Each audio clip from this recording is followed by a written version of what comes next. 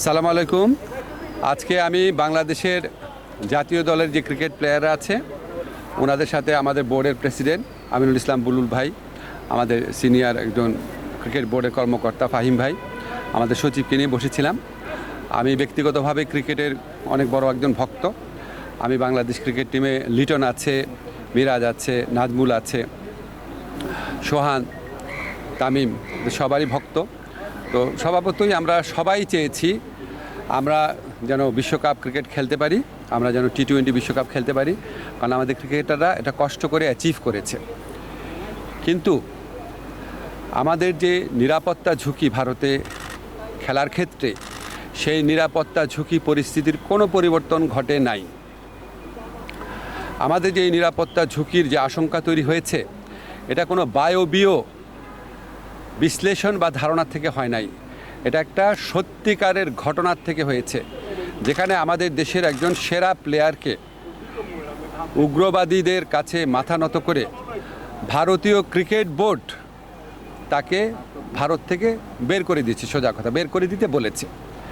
তো এখন আইসিসি যে টুর্নামেন্টটা তো ভারতেই হবে। আইসিসি আমাদেরকে যতই বলুক নিরাপত্তা আশঙ্কা নেই, আইসিসি নামে তো আলাদা কোনো দেশ নাই। যেই দেশে আমার একটা প্লেয়ার নিরাপত্তা পায় নাই, এবং যেই দেশে ভারতীয় ক্রিকেট বোর্ড সরকারের একটা এক্সটেন্ডেড পার্ট, তারাই আমার প্লেয়ারকে উগ্রবাদীদের চাপে নিরাপত্তা দিতে ব্যর্থ বা অনীহ হয়েছে, সেই দেশেই খেলা হচ্ছে। সেই দেশের পুলিশ, সেই দেশের সিকিউরিটি এজেন্সিরই দায়িত্ব হবে ক্রিকেটারদেরকে নিরাপত্তা দেওয়া।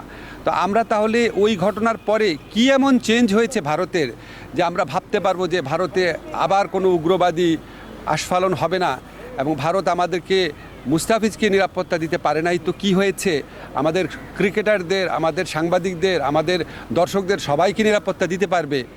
এটা আমরা কিসের থেকে কনভিন্সড হব?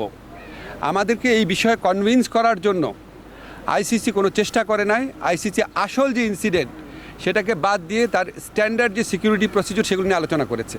যেখান থেকে গ্রিভান্সটা, সেই ঘটনা নিয়ে আইসিসি কোনো স্ট্যান্ড নেয় নাই ঠিক মতো। এমনকি ভারত সরকারের পক্ষ থেকে যে আমাদের কনভিন্স করানোর চেষ্টা করা যে যেই ঘটনাটা ঘটেছে মুস্তাফিজের ক্ষেত্রে এটা একটা আইসোলেটেড ঘটনা, বা আমরা এটার জন্য সরি, আমরা এই ব্যবস্থা নিচ্ছি, তোমাদের দর্শক, তোমাদের সাংবাদিক, তোমাদের খেলোয়াড়দের জন্য কোনো রকম যোগাযোগের চেষ্টা করে নাই, কোনো রকম কনভিন্স করার চেষ্টা করে নাই। ফলে আমাদের ডিসিশন পরিবর্তন হওয়ার কোনো রকম স্কোপ নাই।